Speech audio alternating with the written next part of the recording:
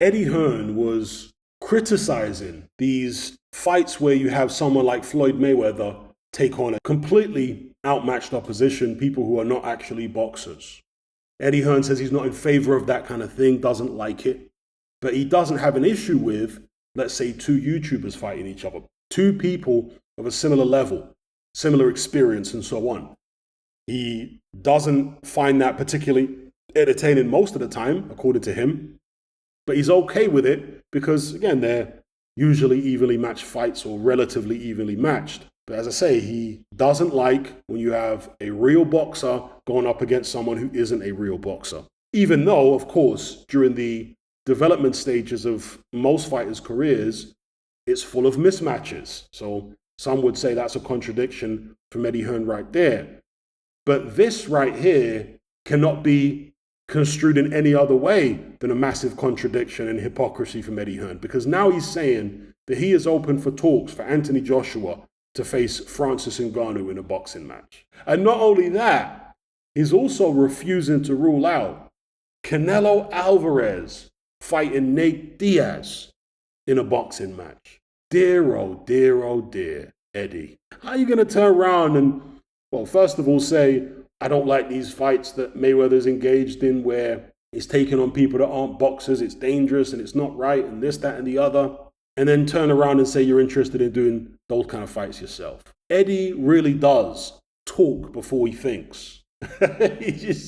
His mouth moves before his brain is in gear. He just can't help himself. Maybe he needs to get help, I don't know, in terms of not putting his foot in it all the time. Now, from a money perspective, I fully understand why Eddie Hearn would want to put these fights on, why any of the promoters would want to put these fights on.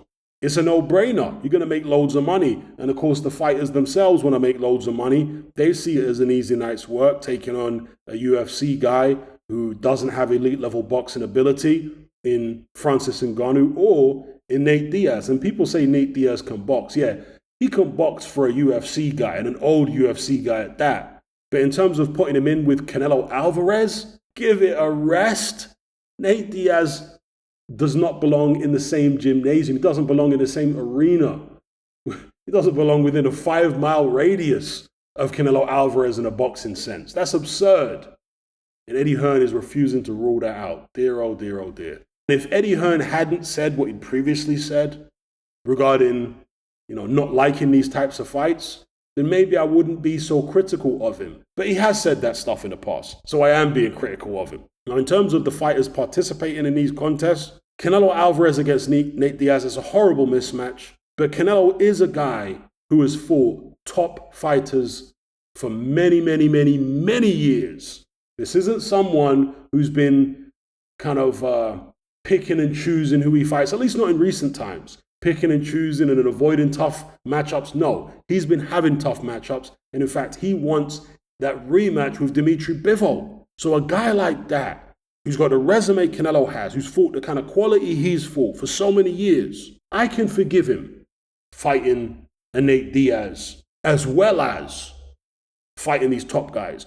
What I don't excuse is when a fighter takes one of these circus fights instead of fighting a top guy. That's inexcusable, particularly when they don't have a resume anywhere close to as deep as a Canelo Alvarez. When they haven't fought most of the top guys in their division, but they're champions and they want to go and fight some MMA guy for a load of money instead of fighting an undisputed fight. And you guys know what I'm alluding to here. I don't need to be explicit about it.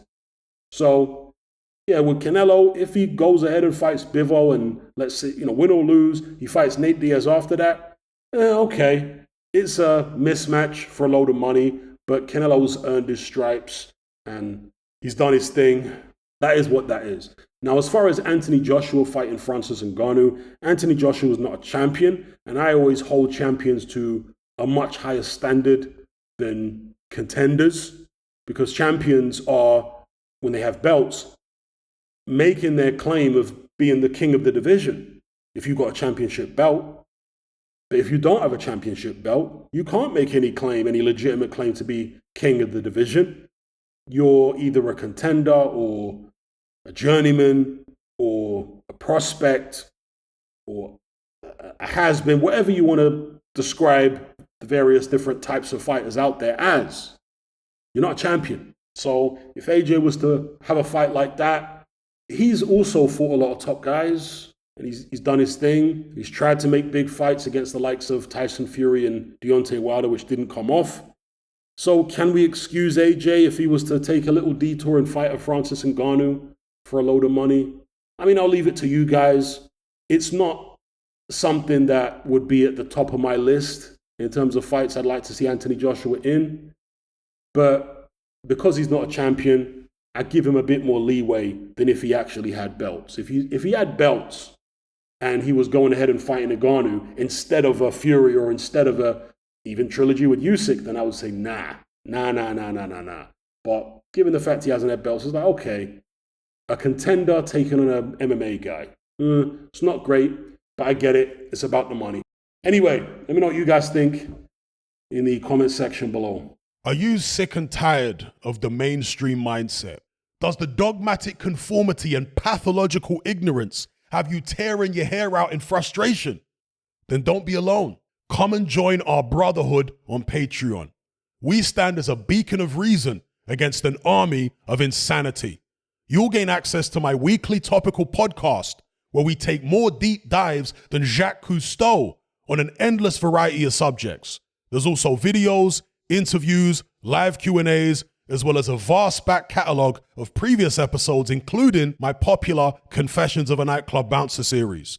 You can listen via the Patreon app or download in high-quality MP3. Connect with myself and hundreds of other members in our Element chat group. There's no contract, no commitment, you can cancel at any time, and it's cheaper than a Mickey D's McMuffin.